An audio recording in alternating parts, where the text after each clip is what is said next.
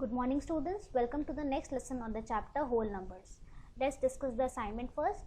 The first question was, fill in the blanks 337 plus 892 plus 617 in bracket is equal to 337 plus 892 in bracket plus dash. So this is the property called associative property, which says that the whole numbers can be grouped in any order to find the sum, and the sum will not change. So here in the blank the missing number will be placed. So here the number which is missing is 617. Next question was, add and check the result by reversing the order. 12,490 plus 9,999. So I added them and the answer was 22,489. Then we reverse the order and check the result. Again the same answer came. So here we see that the whole numbers can be added in any order without changing the answer, and this is called commutative property. Next question, determine the sum by suitable rearrangement. This was your question. 15,209 plus 378 plus 791 plus 122. So students, you have to rearrange it in such a way that your addition becomes easier. So you see here in 15,209 the last digit is 9, and in 791 the last digit is 1. So 9 plus 1 is 10. So you will get a easier number.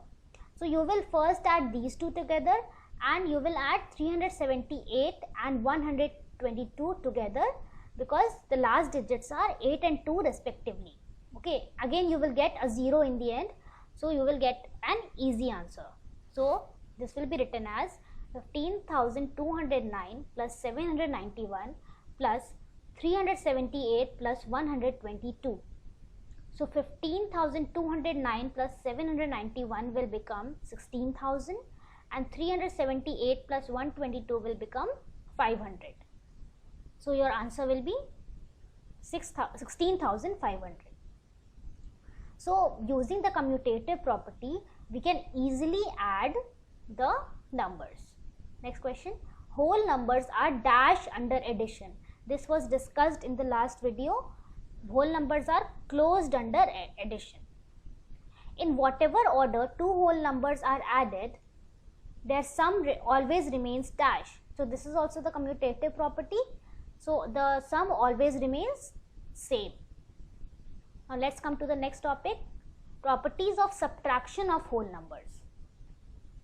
Subtract these two whole numbers, 78 from 109.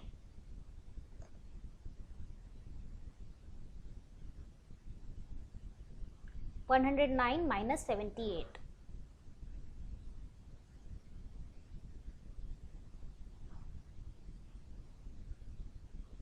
Okay, the answer is 31.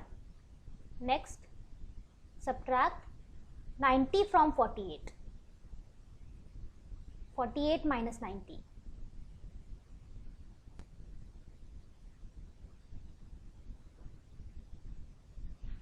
Your answer is minus 42.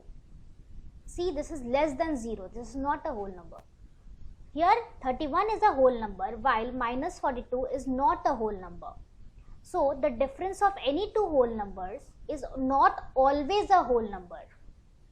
So closure property says that whole numbers are not closed under subtraction. In general form, a minus b is equal to c, where a and b are whole numbers and c may or may not be a whole number. Next, subtract these two.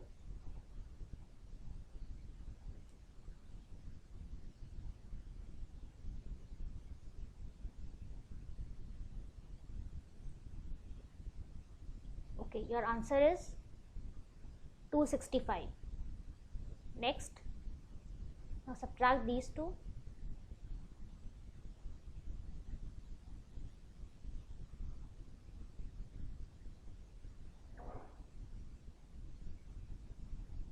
Your answer is minus 265.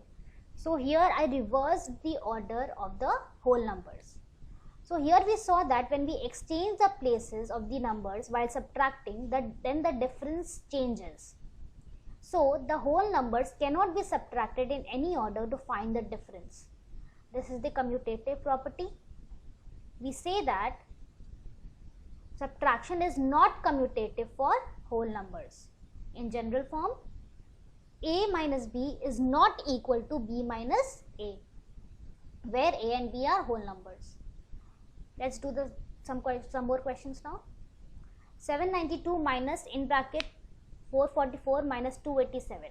So you know very well whatever is there inside the bracket, you solve that first. So first subtract 287 from 444 and then subtract the difference from 792.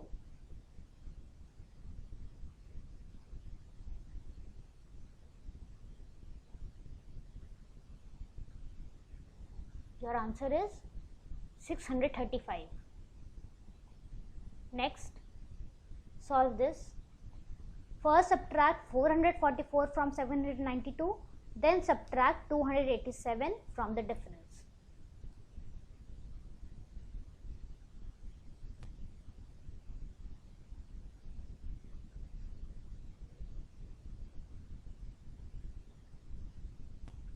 In this case, the answer is 61. So we observed that when we group the whole numbers in different ways while subtracting, the answer changed. Thus, the whole numbers cannot be grouped in any order to find the difference. This is called associative property. Thus, we can say that subtraction is not associative for whole numbers.